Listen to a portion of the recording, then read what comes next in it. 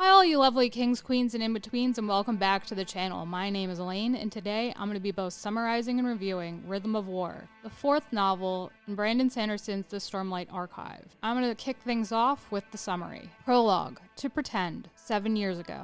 The book begins with another flashback of the day Gavilar died, this time from Navani's perspective. Gavilar has disappeared from the feast, and she is forced to run the show and fix all the feast's problems in his stead. Frustrated, she goes in search of her husband and finds him in her study with a pair of uncommon figures. There are a group of spheres and gemstones that glow with an inverse of light in front of them. That's on page 24. After interrupting their meeting, Navani gets into a fight with her husband, who refuses to tell her what the meeting had been about. Their relationship is struggling because of rumors that Navani had been unfaithful, Navani's refusal to support Gavilar's desire for their daughter to marry Amaram, and Gavilar's sense that Navani isn't worthy of involvement in his affairs because everything distinctive about her came from someone else. She went where the money and power would be greatest. That's on page 27. She prays for his death. When Navani hears of her husband's assassination after pretending to be part of a healthy couple during the feast, she doesn't believe it possible. Upon seeing his body, she grows to pity him, but feels no grief and vows to give him his legacy. She finds the pouch of spheres on his body empty,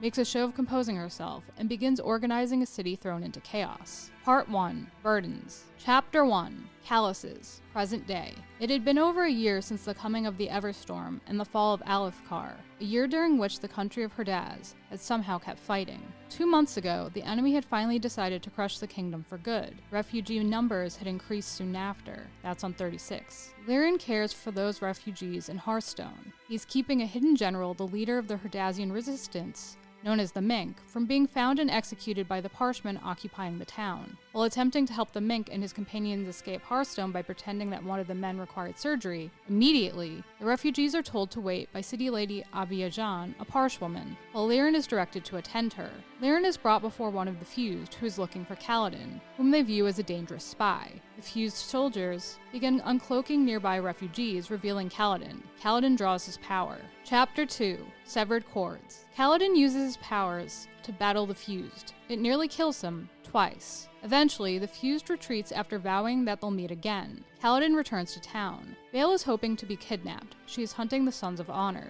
Vale stops at a wine house to pour over accounts and channel her anger toward Eli Sidious, who had been planning treason. As she drinks, Vale realizes her wine had been drugged. Kaladin kills one of the Fused soldiers and forces the others to retreat. Then Kaladin goes in search of the Mink, of the fallen Herdaz, and discovers that he has snuck away from his soldiers. Before the soldiers go in search of him, Kaladin asks them to pass along a message. We need to be out of this town quickly. I have reason to suspect a larger force of Fused is on its way here. That's on page 59. Kaladin fights with his father about what his hands are used for, and the need to leave. A giant floating platform arrives to take the people of Hearthstone away. Chapter 3. The Fourth Bridge. Edge Dancers leave the Fourth Bridge, the world's first air transport of Navani's design, after it touches down and begin to gather and heal the people of Hearthstone. Navani wonders how people once thrived in mountainous Urithiru. Dalinar promises to use the transport to rescue the remainder of the Mink's army as refugees begin to make their way onto the Fourth Bridge. Lyn arrives and warns the royals of an incoming attack by 3 full flights of Fused. Chapter 4. Architects of the Future. Vale, disguised as Chanasha, a low-born light-eyed merchant, is brought before the Sons of Honor, whose sworn and sacred duty it is to usher in the return of the heralds, the return of storms, and the return of our God,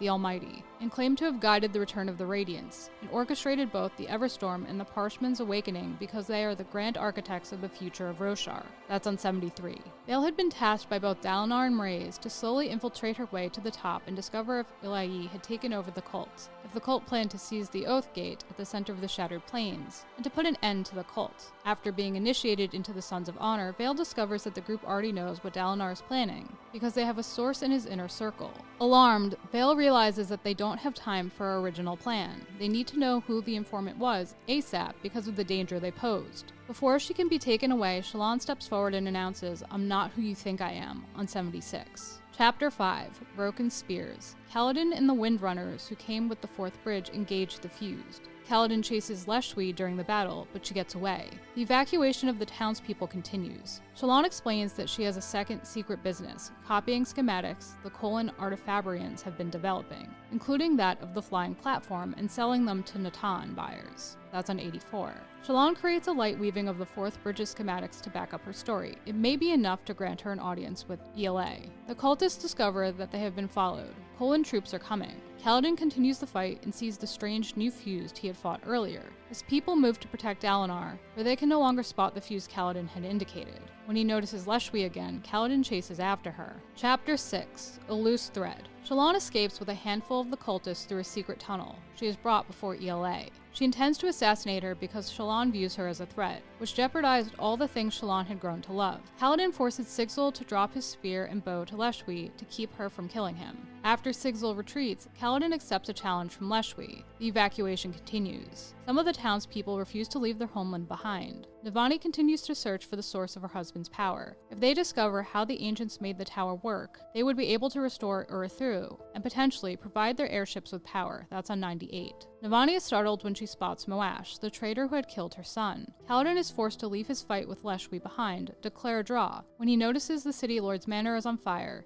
and the fused from earlier and his soldiers are harassing some townspeople. With Leshwi's encouragement, Kaladin heads to the rescue. Chapter 7. The Rarest Vintage. Elaine appears to be a shadow of her former self and senses why Shallan has come. The High Princess assumes Shallan works for the Ghostbloods, who ELA reveals killed Thanadal, asks if she knows what the Ghostbloods are truly after, why they fear the Sons of Honor, and why she and her circle needed to die. Before ELA can say more, their conversation is broken off by Adolin and his soldiers. One of the last things ELA says to Shallan before she's taken into custody is, "Once I'm dead, don't let them search my rooms before you do. Look for the rarest vintage. It is exotic." That is on 107. It appears to be a clue the treasonous woman left behind. She had wanted to depose Yasna and put Gavinor on the throne, for she dies while being taken in. Poison. She can no longer answer anyone's questions. Kaladin follows the fused and his soldiers into the manor, a trap. A strange fabrial, powered by voidlight, suppresses Kaladin's powers, but he manages to best his enemies. As Lift takes the injured Godeki, an edge dancer, to safety in the fabrial to Navani for study, Kaladin decides to go after Roshone, who is still trapped inside the burning building. Shallan and company are dismayed. They have another mess on their hands. It is decided that ELA died of Blackbane. Since she died quickly, Shallan realizes that ELA had been right. The Ghostbloods hadn't trusted her to kill ELA, and they sent a second knife to see the job done. That would mean they had an operative among Adolin's guards or Shallan's own agents. And this person was separate from the spy ELA supposedly had among Dalinar's elite. This is on 114. ELA's prediction that she won't get to answer Shallan's questions, "They won't let me," back on page 108, had been correct. And Shallan wonders if the room ELA died in contained secrets Mraize didn't want her to discover. Chapter 8. Surrender. Kaladin heads through the burning manor to the cellar where he finds two prisoners who had been killed by a shardblade, and Moash, who was holding Roshone at knife point. Moash slits the man's throat, killing Roshone. Kaladin is enraged and challenges Moash, who refuses to fight him and chooses to surrender. Shallan and her agents search ELA's room for secrets. Shallan searches for the rarest vintage. The clue allows her to find a notebook hidden behind a loose stone. She tucks it away before anyone can see it. Although a part of him wants to, Kaladin finds that he cannot kill his old friend, Moash. Moash taunts Kaladin by saying things like, "Everyone you love, everyone you think you can protect, they're all going to die anyway. There's nothing you can do about it," on 123. Pushing Kaladin's insecurities and insisting that the only way out, the only way to end his suffering, is to jump into the darkness, on 124. A bright light appears and chases Moash away. Renarin has come to take Kaladin away. The fused have retreated and the airship is prepared to depart. Chapter 9. Contradictions. The fourth bridge departs. Kaladin is frustrated with himself for locking up and failing to kill Moash, for letting the man get in his head. Syl expresses her concern over how Kaladin is slipping farther and farther into darkness. Kaladin and a few of his windrunners begin flying the command staff back to the Shattered Plains while the airship makes a longer trip. Navani realizes that the gemstone pillar at the heart of Urithiru is the same as the one she was given to study, and surmises that it must be a way to suppress the fused abilities, since the Radiants would not want to suppress their own. Navani finds a Spanreed ruby hidden in her room. After touching down in the Shattered Plains, she receives a series of messages from a mystery writer. The core is that you capture Spren. You imprison them. Hundreds of them. You must stop. Stop, or there will be consequences, on 134. When Navani defends herself by saying that both Intelligent Spren and Honor Spren accept it, the writer responds, "The Honor Spren cannot be trusted. Not anymore. You must stop creating this new kind of fabrial. I will make you stop."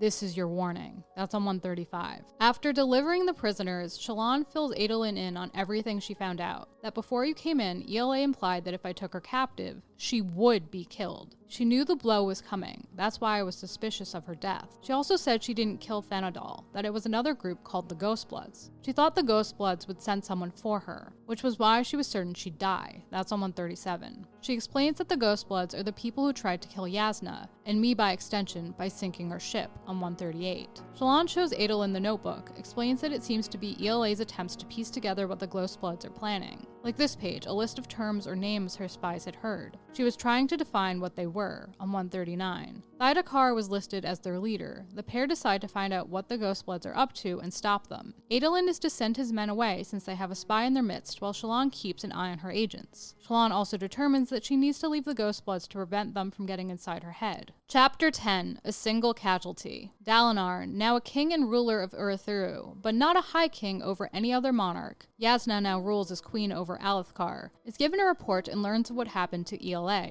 Afterward, Dalinar speaks to Kaladin of how they need more Honorsprent and Windrunners to help with the war. Then, Dalinar relieves Kaladin of duty because he sees a soldier who can't sleep, who snaps at those who love him. He's a soldier who pretends he can still function, but he can't. He knows it. That's on 146. Kaladin is not happy. He fears one of his Windrunners will die because he won't be there to protect them. Dalinar fears the opposite. One of them will die because Kaladin freezes and fails to protect them. Kaladin knows he's right and regrets his inability to say the words that would have saved Elhokar a year earlier. Instead of fighting, Dalinar wants Kaladin to train and teach others. Kaladin doesn't want to train others. Sending the Windrunners off to die without him would rip him apart. He doesn't think he could see them fly and not join them. That's on 149. Dalinar understands and gives Kaladin, who is now very much struggling with a sense of worthlessness, time to decide what he wants. Kaladin feels as though the Windrunners had just suffered a single, profound casualty himself. Chapter 11, Passion and Courage. Bentley serves Lady Leshwi in Kholinar. Bentley is known as the Last Listener, Envoy Form Regal, the voice of Lady Leshwi, and Secret Radiant who fears discovery and cannot practice the full extent of her powers because it could draw secrets friend. Bentley's job is to express Leshwi's desires to others. Bentley helps Shuman become the new assistant Stormsetter and learns that Leshwi was unable to kill Kaladin while she was away. However, she learns that he managed to kill Lezian, the Pursuer, a new fused Kaladin encountered. Leshwi fears she will not get to face Kaladin again.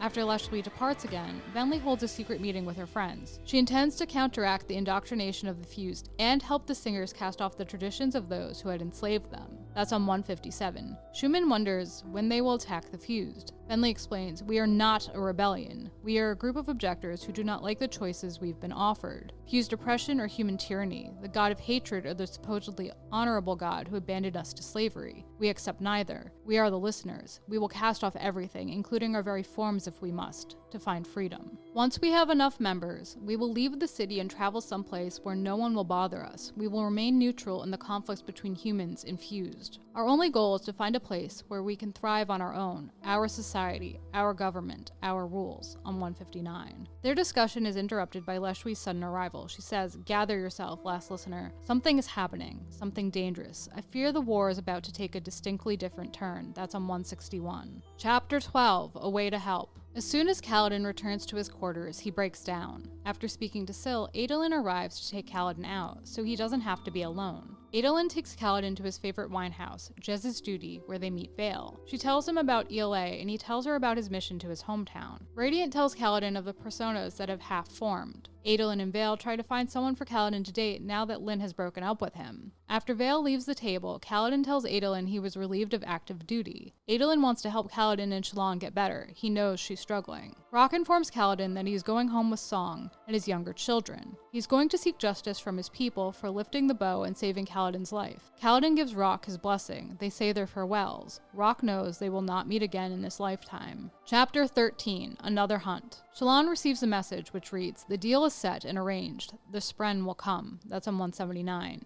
It unnerves her so much that she burns it before going to visit her brothers. She is discomforted by the memories she continues to ignore and the knowledge that Mraize has befriended her brothers. He is serving as a guardsman with Balat, a threat. He could take away what he had given whenever he wanted. After Mraize departs, Shallan goes to meet him in the garden. Mraize commends her for severely weakening, if not destroying, the Sons of Honor. He confirms that one of his operatives killed Elaine. Mraize doubts he should trust Shallan. Not all of her is committed to the Ghostbloods. She won't get the tattoo. Shallan says she can't join them fully until she knows their goals and motivations. Mraize explains its power. Radiant realizes he wanted to get to Urithiru before Yasna because he knew the Oath Gates would offer easy access to Shadesmar. He wants to control commerce and travel to these other places. That's on 187. The catch is investiture, a bind to a specific land, which makes it difficult to move. It becomes heavier the farther you move it away. Radiant explains they don't want another job, but not all the personas agree. Shallan informs him that Sha Nat agreed to your terms and is sending one of her Spren to the tower, where it will investigate your members for a possible bond, on 188. It wasn't exactly what he wanted, but Mraize accepts. He explains that the Sons of Honor have been stamped out because they don't have anyone close to Dalinar. They simply managed to intercept some communications from one of our agents who is close to Dalinar, on 189. He insinuates that the agent who killed ELA is one of Shallan's Lightweavers and insists that Master Thydakar wishes only to secure a method for gathering and transporting Stormlight,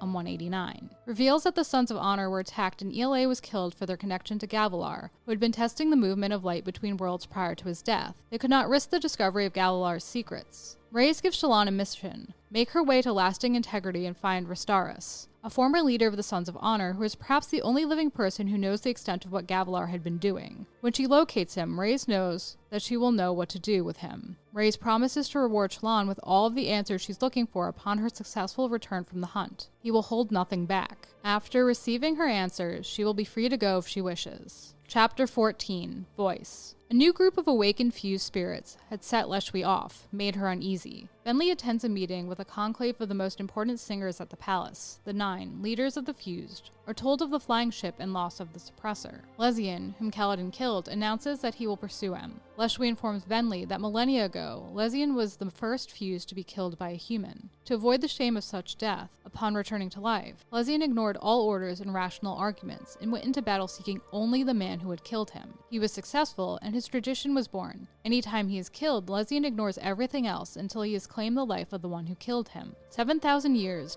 and he's never failed. That's on 199. The others encourage him, but Leshwi does not think much of him, and claims prior privilege to Kaladin's life, since she had been killed by him before Lezian. The 9 accept, enraging Lezian, who does not want his tradition to be broken. Bentley realizes Leshwi is trying to protect Kaladin. Reboniel, Lady of Wishes, a former member of the 9 for many centuries, whom Leshwi thought both mad and was meant to remain asleep, declares that they should seize the tower from the humans. It is an ideal time since they don't yet have mastery over their powers. She intends to do this by suppressing the powers of the Radiants inside their own tower. The device preventing us from attacking them there can be inverted. That's on 203. Reboniel explains that they will incorporate Taravangian to help with their plan, so they can begin walking down a path she insists will lead to the end of the war. The 9 accept Reboniel's proposal. Leshwi apologizes to Reboniel for trying to block her proposal, who wishes to end the war because the humans imprisoned and unmade in a fabrial, and fears it is only a matter of time before they discover that the fused can be imprisoned in a gemstone, by offering to attend her and lend her staff to assist with Reboniel's enterprise. Reboniel accepts. Bentley is to report to Leshwi in secret because Leshwi doesn't trust Reboniel, and wants to prevent the catastrophe she fears from occurring. After sharing her hopes, Leshwi tells Venli that the only path to independence is by helping the fused defeat the humans. Venli spots Reboniel and Lezian conspiring together and wonders whether or not a human could train her. Chapter 15, The Light and the Music.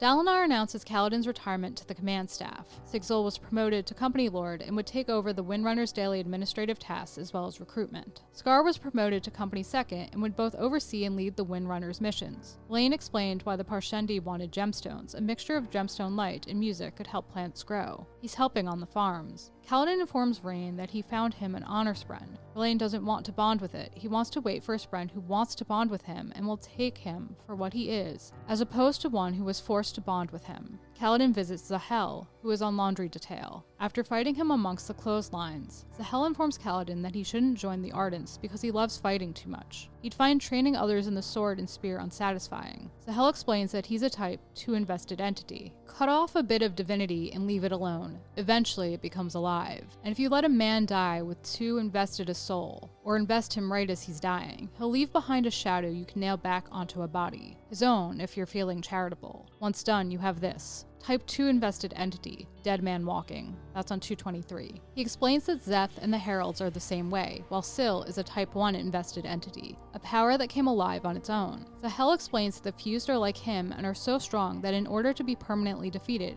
Kaladin will have to find a way to disrupt their souls. You can't just rip them apart, you need a weapon so strong it unravels the soul. That's on 224. Zahel warns Kaladin, who considers finding a way to coexist with the fused, to be wary. The longer one of us exists, the more like a spren we become, consumed by a singular purpose. Our minds bound and chained by our intent. We're spren masquerading as men. That's why she takes our memories. She knows we aren't the actual people who died, but something else given a corpse to inhabit. That's on 224. Zahel's voice trails off. He never explains who she is. Chapter 16, An Unknown Song. Navani wonders how Gavilar had obtained Voidlight years before the Everstorm's coming. She visits Zeth, who has been imprisoned. They speak of the night he killed Gavilar. Zeth explains that he was given a dark sphere by Gavilar as he lay dying. He was also asked to deliver a message to Dalinar, which he had done a month prior. Zeth claims Gavilar did not speak of the strange sphere he had been given, which had been passed on to Navani for study. Navani departs and speaks with an Ardent. She discovers that both pressure and temperature rise before a storm in Urithiru because it is bracing itself. It had the ability to adapt and regulate things such as temperature, pressure, and humidity. Navani longs to make the city fully functional to improve living standards and ease of living. She thinks about how they were unwilling to remove Taravangian from the Coalition despite his crimes, sending Zeth against the Azish Emperors, because they had more dangerous enemies to think about, Odium's servants. Navani shows Dalinar's dark sphere, which warps air around it, to Talna, an engineer, who shows it to her friend Nem as well. Navani reluctantly hands it over for further study and looks to some notes she had taken about Voidlight in the sphere. They state that Elaine had claimed Gavilar had given Eshonai a Voidlight sphere long before the Everstorm arrived. Of Gavilar's strange sphere, Elaine had said, "I don't know what that is, Brightness, but it feels painful. Voidlight is dangerously inviting, like if I touched it, my body would drink it in eagerly. That thing is different. It has a song I've never heard, and it vibrates wrong against my soul." That's on 234. Chapter 17, A Proposal. The Mink meets with Wit, Shallan, and the Colons. Dalinar requests the Mink's help retaking Alethkar in exchange for assistance freeing the Mink's people. The Mink thinks attacking Alethkar would be a mistake because Taravangian isn't trustworthy, and the enemy has a strong hold in the area. The potential for a two-front war is too great, and won't go well for the allied forces. The Mink suggests consolidating and attacking enemy weak points instead. He suggests reclaiming Amul and pushing the Singers out of Makabak.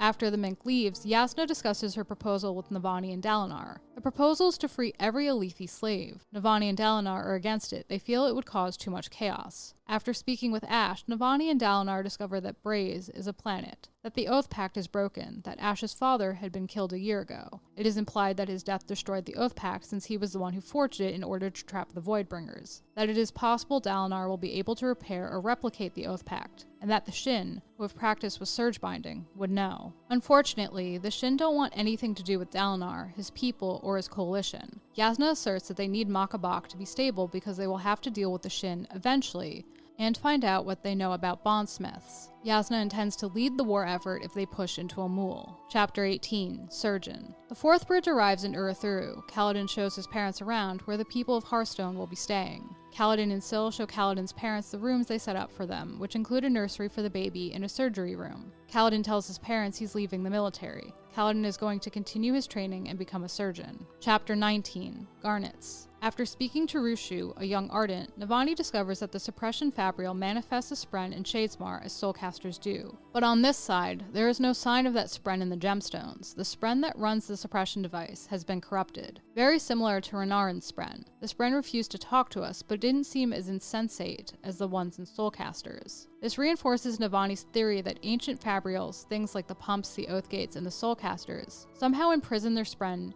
in the cognitive realm. That's on 260. More research is to be done into a gemstone pillar filled with garnets and the suppression fabrial to see if the device's effects can be reversed. Navani attends a meeting of monarchs and speaks to Taravangian, who terrifies her. He defends his crimes, which he asserts were done to protect mankind in their future. If humankind survives the new storm, it will be because of the actions I took. I stand by them. That's on 267. Navani and the rest of the coalition are surprised when Taravangian supports their plan to retake Amul, but it is unanimously decided that they will try to retake the area and to send an expedition into Shadesmar. The expedition is meant to repair relations with the Honorspren, who feel their trust was betrayed during the Recreance. The envoy will include individuals such as Godeki, Shallan, and Adolin. Shallan and Adolin will be leading the envoy. The Coalition hopes it will solve an issue they are facing, the fact that there aren't enough Windrunners. After the meeting, Dalinar and Navani discuss their unease surrounding Taravangian and what he must be planning. They felt he was too quick to offer troops to retake Amul during the meeting. Fearing that Taravangian must be planning a trap for them, Dalinar instructs Navani to stay behind while he and Yasna go off to battle. End of Part 1. Interludes. I-1. Sylphrena. Syl wants to help Kaladin. During a storm, she asks her father to help her understand Kaladin by allowing her to feel the darkness he feels. By understanding the darkness, she feels as though she will both be able to know and help him better. The Stormfather is not able to do so. Afterward, she speaks to Dalinar, who gives her some advice she feels helps. I-2. Sja-anat. Sja-anat keeps secrets, even from Odium. She sends one of her children to meet with Mraize and his people about a possible bond. Another two are sent to distract Odium, who will try to unmake the child. Sja-anat meets with Odium. Her lie is a claim that her children were sent to do his bidding, to corrupt the humans with lies and to watch them as well. Odium didn't know for certain that she was working to undermine him, that she had rescued Shallan and her companions in Kholinar a year prior, but if she was caught in a lie, he would unmake her, but in so doing, he'd lose a useful tool. Sja-anat was working against him because she wants more freedom and to become a god. Sja-anat is instructed to watch Taravangian. Odium suspects she helped Shallan and was watching to be sure she didn't contact other Radiants. Sja-anat plans her next steps. She knows Taravangian is a weapon. I-3. Into the Fire. Taravangian informs his friends that it is time to disband the diagram. It has fulfilled its purpose. They have protected Kharbranth by making a deal with the enemy. Later that day, Taravangian would leave for Azir with Dalinar and Yasna. Soon afterward, Taravangian's armies, acting on Odium's orders, would betray their allies and switch sides. It was a death sentence for Taravangian, who would be left surrounded by his enemies. That's on 291. Taravangian gives Adrotagia a piece of paper to give his daughter, who will soon be queen of Kharbranth. He instructs Adrotagia to guide his daughter and have her disavow him. After saying his goodbyes to his friends, Taravangian's friends leave him and he burns his copy of the diagram. And now for the review of Part 1. I have decided that I'm going to join Elaine for the review. I am Jeremy, and we're going to talk about our thoughts on Part 1. And we're going to be doing this for all the parts. So Elaine, do you want to start off giving your thoughts on the first part? Sure. Part 1 really sets the stage for the rest of the novel. It makes it clear that there are repercussions for the occurrences in the previous novel. For example, we see that very heavily with Kaladin. He is no longer allowed to be a part of the military because of how he is emotionally. He is trying to reconcile with his father, who hasn't appreciated that he has been a part of the military, and he's really struggling to find himself and find his place in society now that he is not allowed to fight. He feels worthless. And Syl is worried about him, and the people around him are worried about him. We also see the introduction of new ideas and missions or goals for the rest of the series. I definitely think that the characters were less insufferable than they were in the last book. In the last book, the characters like Navani were impossible to get through the chapters of. I found them insanely boring. Kaladin even wasn't that great in the last book. And in this one, there's a down period where he's all depressed and whatnot. But I don't think it was as bad and as droning on as the last book was. I feel like Part 1 did a decent job of setting up the intrigue of the book and laying out the things that we should be excited for going forward, especially the scene with Kaladin and Zahel, because that scene where he's sparring with him in the laundry is one of the first concrete things that we get discussing the connections between the Stormlight books and some of Brandon Sanderson's other books, and it was really exciting to see that. I think I preferred that scene more from a visually aesthetic standpoint, in the sense that I created this very beautiful picture in my head of how they were fighting amongst the laundry. And the thing that really intrigued me was the world building that was happening in this first section. I am happy to see the introduction of a new type of fused, a new type of entity that the good guys, if you will, have to fight against. I like that Venli is trying to counteract everything that the Fused are doing because she doesn't agree with what they have to say. And we can see conflicts within her group even now. People who just want to fight, and she's like, no, that's not what we're about. We just want to be free over in our corner and not be bothered with everybody and live our lives. And things like that. The thing that I don't like is Navani. Navani is by far my least favorite character, and there isn't a lot of it at this stage, but she does a decent amount of research in this novel, and we start to see hints of it, and that's what really makes this one drag for me. So when she starts to have all these major roles and all this stuff revolve around her, there's a part of my soul that dies. I do like also that it's been made clear that Taravangian is going to betray everybody. I think because of how he's acted in previous novels, you could get a sense that this is how he was going to behave, but the clarity was a nice and interesting touch, because usually you want to keep secrets in literature to keep people engaged, but he just flat out came and said, this is the plan and this is what's happening. Yeah, this is more of a we know what's going to happen, we're waiting for it to happen to the characters. I think Navani is better in this book than she was in the last book, and there is definitely a lull, I think, in the middle of the book, which we haven't gotten to yet, where her research stuff is a little bit dull, but a lot of the world building and the science behind this world is done through her chapters, so her chapters are very important. And I think my biggest dread in this part was finding out that Shallan and Adolin were going to go into Shadesmar, because I hated the Shadesmar sections in the last book. Absolutely hated them. So I was worried that this was going to turn into that again, but I'm pleasantly surprised on how it went, and we'll discuss that when we get there. But in the moment, in this part, that was something that was worrying me and going through my head at the time. So overall, you think the book's off to a good start? I think it's definitely much stronger of a start than Oathbringer, but that's not saying much, because I think out of the 4 novels we have currently, the consensus is Oathbringer is the weakest one, and it dragged, and I know several people who just gave up on it because it was too much nonsense and not enough substance. Yes, I think the world building in this one was very organic in comparison to Oathbringer, where Oathbringer was an entire book of world building, basically. But we are going to be going through the rest of this. Elaine is going to be providing her summaries for the remaining parts in separate videos, and we're going to be reviewing them as they come out. So if you want to get more of that and more preparation ahead of the next Stormlight book coming out soon, keep listening on the channel. Like the video if you like it, comment down below your thoughts on the Stormlight Archive books, any other books that we've covered, any requests, things like that. Subscribe to the channel so you don't miss any of this content going forward, and ring that bell so you know what's up. We'll catch you in the next one. Bye guys.